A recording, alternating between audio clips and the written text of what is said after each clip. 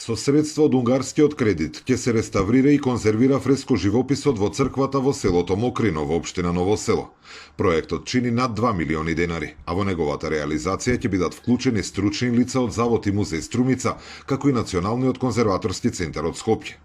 Според министерот за култура и туризам Зоран Љутков, која посети црквата, станува збор за едно од најстарите и најзначени духовни и културни обележја во Струмичкиот регион, изградено во 1870 година. Факт е дека во минатото многу често се зборуваше за културното наследство, но многу малку се работеше.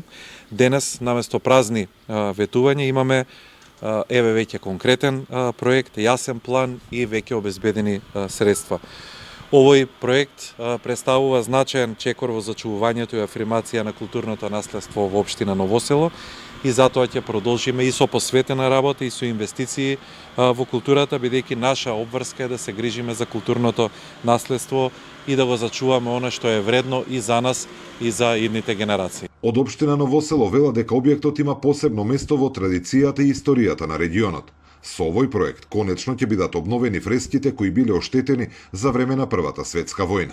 Воедно посочуваат дека ова е само почеток на активностите за заштита и унапредување на духовното и културното наследство во општината. Сметам дека со овој проект, со оваа поддршка која што ја дава и владата на Република Македонија и Министерството за култура, сите православни верници при посетувањето на овој православен храм ќе можат да уживаат во убавите фрески повторно, ќе се врати живописот во оваа наша преубава црква и еден многу важен проект кој што е поддржан од владата и Министерството.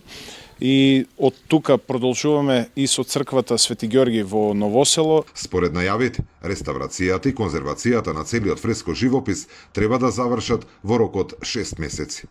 Зоран Ѓорѓиев за Сител телевизија.